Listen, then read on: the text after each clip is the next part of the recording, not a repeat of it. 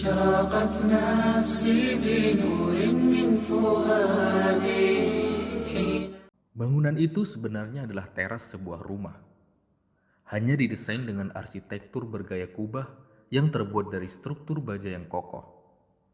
Bangunan yang berlokasi di sebuah gang sempit, tepatnya di Jalan Nitikan, Sorosutan, Umbul Harjo, Yogyakarta itu, sering dipenuhi ratusan anak muda. Bukan untuk nongkrong atau ngerumpi, tetapi menyimak pengajian. Terdapat tirai panjang sebagai pemisah laki-laki dan perempuan. Teras dakwah, demikian tertulis di depan bangunan itu. Ya, itulah base camp anak-anak muda dari dalam dan luar Jogja, tempat mereka mengaji, berdiskusi, dan menambah wawasan keislaman. Kajian dan diskusi seperti itu rutin dilakukan sepekan sekali. Yang hadir sebagian besar adalah anak-anak muda dari berbagai kalangan. Nampak di antara mereka ada pemuda yang bertato di lengannya. Namun ada pula yang sudah memiliki tanda sujud di keningnya. Apa kuncinya? Mereka secara istiqomah mampu mengumpulkan ratusan anak-anak muda itu.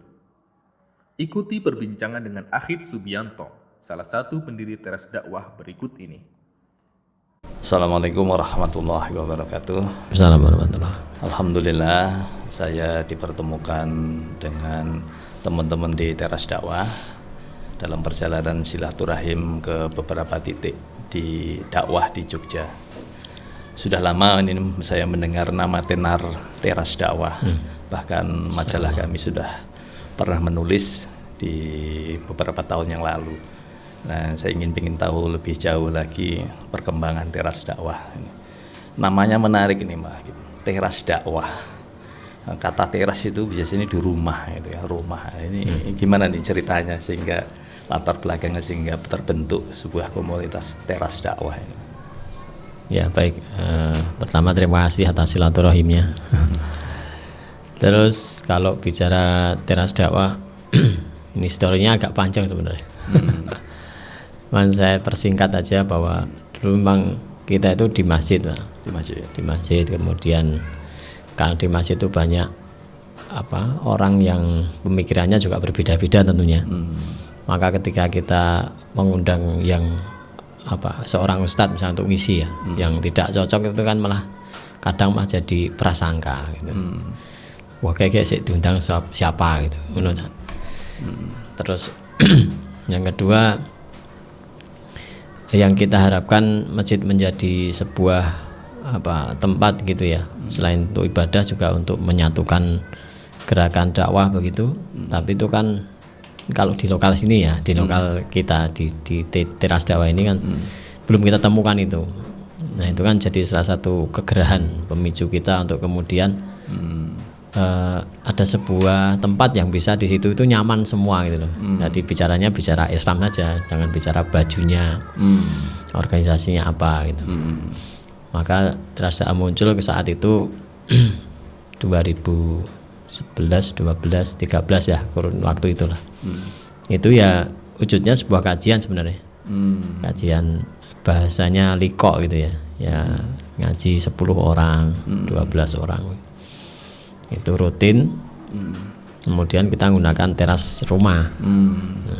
Teras rumahnya saya, Kang Akib, rumahnya ibu. Jadi di rumah ini kan ada 3 keluarga, saya, adik, sama ibu begitu.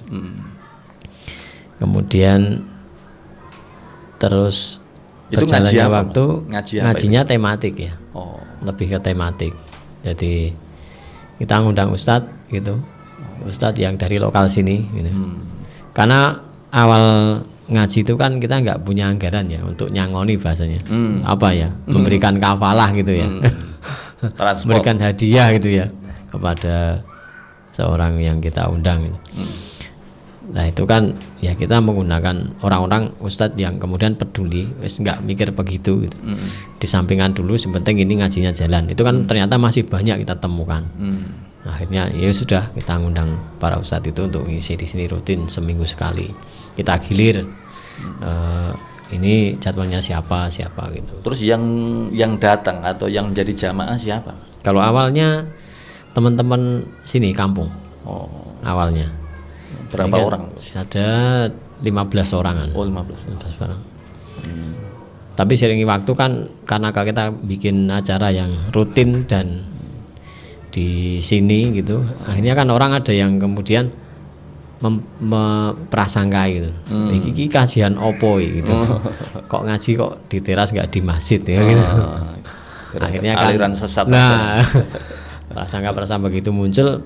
Akhirnya teman-teman yang sekiranya dia sudah istiqomah itu kan ya lama-lama juga risih juga, wah ini kok malah jadi begini, daripada saya ikut-ikut lebih baik saya nggak datang. Akhirnya itu habis yang ya? dari lokal sini ya. Tapi kan ada jamaah juga yang dari luar akhirnya masuk karena kita publikasi juga lewat, dulu kan saatnya belum ada WA, kan adanya SMS sama publikasi tempel pakai kertas folio yang warna-warni itu. Itu mengundang tempel di masjid-masjid ya, di tempat-tempat yang bisa dilihat orang. Itu akhirnya ada pergantian jamaah lah bahasanya. Dari yang di lokal kemudian dari luar ikut masuk. Nah ini jamaahnya ini apa? Anak-anak muda, orang tua, ibu-ibu atau ternyata kaum muda lah. kaum muda? Kalau diambil usia ya usia 18 sampai 35 tahun gitu lah ya. Kisaran itu. Sebentar sebelum kita ngobrol lebih jauh nih, sebenarnya Kang Akib ini siapa ini? Kok tiba-tiba kemudian menginisiasi sebuah gerakan dakwah ini? Mungkin latar belakang Kang Akib ini apa? Ya, baik. Kalau bapak itu Muhammadiyah. Muhammadiyah. Ibu itu Aisyah, ketua ranting Aisyah, 15 tahun. 15 tahun. Nah, kemudian simbah saya yang wakaf tanah itu di depan di Jalan Sorogenen itu, sekarang jadi masjid itu juga Muhammadiyah gitu. Saya kuliah di Universitas Muhammadiyah Jogja gitu. Wah, ini Muhammadiyahnya 24 karat ya. Itu kan. Tapi saya menemukan cara berpikir yang tentang dakwah yang nyaman itu di komunitasnya MH Ino Najib gitu. Itu komunitas Di ngajinya beliau ya. Mau coba sawat kalau dulu adanya itu. Gimana sih? Konsep dakwah yang nyaman kayak apa menurut yang dibayangkan oleh Kang Akib? Begini, jadi seperti itu bahwa kita itu kan berdakwah misalkan mengadakan kajian gitu ya. Ini kan tidak bicara kamu siapa saya siapa gitu. Tapi apa yang kita perjuangkan misalkan tentang ya harusnya sesuai dengan syariat dan hadis ya. Kalau misalkan kayak sekarang di teras dakwah ini ya siapapun orang yang bersepakat dengan kita untuk sesuai dengan syariat dan hadis ya, artinya dia menyampaikan itu orang melenceng gitu ya. Ya sudah ngisi di sini silahkan ya, jadi teman-teman Muhammadiyah, teman-teman Salafi itu kita undang untuk ngisi sini gitu. Jadi tidak bicara organisasi gitu ya. Jadi kalau aliran musik itu campur sari gitu. Nah. Jadi semua yang penting bukan Syiah ya. tetap ada anunya ya, tetap ada pembatasnya. Pembatasnya tetap ada. Secara akidah kan harus jelas toh. Kita berada di mana. Nah, itu saya juga dulu aktif di himpunan mahasiswa Islam ya di HMI itu. Nah, itu terus kemudian juga di kelompok sholawat karena kita ikut dengan MH Ino Najib ya, Cak Nun sebagai guru kita dulu. Akhirnya kita juga punya kelompok sholawat dulu. Sampai sekarang? 2010 saya keluar. 2010. Tidak dikembangkan di teras dakwah? Tidak. Karena beda ya, ternyata. Nada dan dakwah dengan kajian itu beda. Startingnya beda. Lah, ini kayaknya yang dibidik memang sengaja membidik kaula muda atau itu memang secara mengalir karena Kang Akib ya waktu itu masih muda atau gimana gitu? Ya kita belum tahu dulu awalnya mau ke titik apa ya yang kita jadikan sebagai dakwah ini. Terus melihat dari survei di Facebook dulu, itu kok ternyata followernya banyak yang anak muda gitu. Akhirnya sudah kita fokus ke garapannya ke anak muda. Gitu. Kalau awal-awalnya kan juga bingung juga ini mau kemana ini titiknya. Karena salah satu dari guru kami menyampaikan dakwah itu harus punya target ya. Mau di mana posisinya. Kalau di anak-anak ya anak-anak. Jangan dicampur-campur gitu. Nanti malah jadi nggak fokus. Maka kita ngambil jalan yang ini. Perjalanannya tentu tidak mulus Mas ya. Ada tantangan-tantangan, mungkin ada kerikil-kerikilan. Gimana itu? Ya. Atau mulus saja? Oh, banyak tantangannya Pak. Teras dakwah ini dulu kan belum berlembaga sosial ya. 2014 baru kita lembagakan sosial resmi, bernotaris, sehingga ada apa-apa termasuk terkait dengan sedekah yang kita alokasikan dengan kedudukan komunitas itu kan sudah kuat kita. Nah itu kan dulu muncul prasangka-prasangka dikira kita dari sebuah partai gitu. Nah, tampilan saya kan begini ya, ada jenggotnya gitu. Jadi dikira underbownya partai gitu. Padahal tidak sama sekali, tidak ada hubungannya. Partai tertentu itu ya. Tidak ada hubungannya sama sekali. Nah itu kan termasuk tantangan-tantangan kita, fitnah-fitnah, prasangka-prasangka begitu. Tapi alhamdulillah saya dan teman-teman tuh nggak kemudian memikirkan itu gitu. Kita sebenarnya berkarya saja. Kita berkarya dan kita buktikan di perjalanan. Apakah Teras Dakwah ini akan kemudian sebagai underbow partai? Ternyata kan tidak gitu kan. Terbukti di situ. Karena melayani orang yang iri dengki itu kan capek sendiri. Capek sendiri. Ya, nggak habis-habisnya. Nggak habis-habisnya. Jangan-jangan kita karena memperhatikan itu tidak berbuat apa-apa karena takut ini malah jadi berkarya. Berkarya ya. Iya. Lalu apa saja Mas isinya ini Teras Dakwah ini? Atau bentuk-bentuk kajiannya itu apa atau apa? Kalau bentuk kajian itu kita ada rutin ya, kajian rutin hari Selasa itu ngaji hadis ya, Ustadz Ferry itu. Kemudian hari Rabu itu ba'da maghrib sampai jam 9 malam, umum lah, umum. Tapi di sini di bawahnya. Itu kalau ngaji hadis kan kita batasi karena kelas sifatnya khusus, sehingga pembatasannya cuma 35 orang. Kalau yang ngaji Rabu itu kita bebaskan berapapun yang hadir, rata-rata 250 orang. Nampung ini Mas? Nampung, atas bawah ya. Di lantai 2 bisa 130, di bawah itu 150 sampai 160 itu nampung. Kalau melebur lagi ya kita ke halamannya tetangga, sampai di teras tetangga itu. Itu kalau pas ustadznya bagus kan bisa sampai 500-an orang. Apalagi yang rekor dulu pas Ustadz Abdul Somad itu. Waktu beliau kesini kan yang hadir jamaahnya hampir 3.000-an. Nah gitu. Terus ada ngaji yang malam Sabtu itu ya. Ustadz Wahru Rozi itu tentang Islaman lah, penguatan tentang keimanan kita. Itu yang rutin. Nah, kalau yang kaitan dengan anak-anak kita ada teras tahfidz namanya. Ya, penghafal Quran. Itu sepekan 3 kali lah, hari Senin, hari Selasa, sama hari Kamis, pada maghrib sampai Isya. Itu ya sekitar 20 anak. Gitu. Terus biayanya gimana Mas? Biaya operasional ya? Iya. Operasional dakwah uangnya banyak ini. Ya ini. Alhamdulillah Allah itu cukupkan semua ya. Alhamdulillah. Jadi, caranya gimana? Itu rata-rata kita dari hasil infak kajian. Infak kajian ini yang mencukupi dari ini. Kemudian juga ada donatur rutin. Kemudian ada donatur yang sifatnya insidental. Jadi istilah ya kita mau butuh apa kita share ya ke Instagram, ke ini kita umumkan. Nanti kemudian muncul ada donatur nyumbang sekian, belikan apa gitu. Jadi bangunan Teras Dakwah ini termasuk salah satunya gitu. Termasuk kita punya ada mobil dakwah ya, armada dakwah itu juga merupakan sumbangan dari donatur gitu. Iya. Pernahkah dalam perjalanannya ini kehabisan uang sehingga nggak bisa bergerak? Atau minimal ini nggak ada uang sama sekali ini? Pernah? Ya alhamdulillah nggak sampai segitunya ya. Yang terjadi justru berlimpah. Berlimpah. Ini yang paling kita rasakan itu ketika ada gempa di Lombok Palu.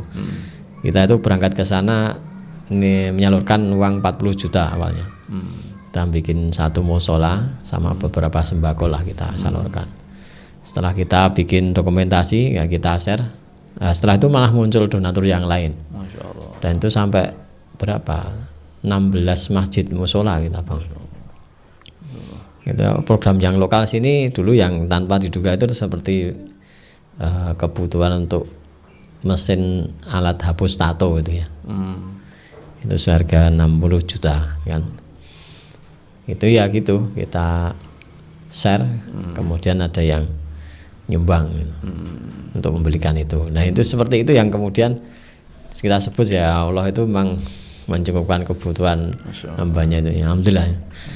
Jadi semua ini ya kita selalu sandarkan bahwa ya Allah ini yang menggerakkan dan kemudian menjadikan. Karena kalau bicara teras dakwah itu kan bukan ini ya, bukan sesuatu yang kita buat skema kemudian ujungnya nanti teras dakwah, kan bukan seperti itu. Oh gitu. Jadi kan kita dari dulu Mengalir aja. ya, mengalir aja. Oh. Kok ini kayaknya ya. Cobalah. Tapi alhamdulillah Allah meridhoi sehingga terjadi begini. Iya. Kembali ke segmen teras dakwah ini kan anak-anak muda. Gimana sih Mas mendekati segmen seperti ini? Anak-anak muda itu kan metodologinya mungkin berbeda gitu. Apa bahasanya kita sesuai dengan klik pas isunya apa, terutama itu ya tematiknya itu harus tepat. Ya terutama teman-teman media ini yang kreatif ya. Ada divisi media. Divisi ya. Itu yang kreatif yang kemudian menangkap kan ada tim bahasa tim riset biasanya begitu ya. Oh, tim riset. Biar serius gitu ya. Tim riset ya. Riset, ada tim sendiri ya. Ada tim sendiri yang tema yang lagi tren apa gitu. Ini kenapa harus begini, diambil di segmen kita membuat begini, itu kan harus diperhitungkan. Yang tren lagi apa. Sehingga kalau dilihat di Instagram misalkan video-videonya poster di teras dakwah itu kan ya cukup ini ya, masuk di tematiknya masuk. Memang ada begitu. Ada penghitungan. Okay.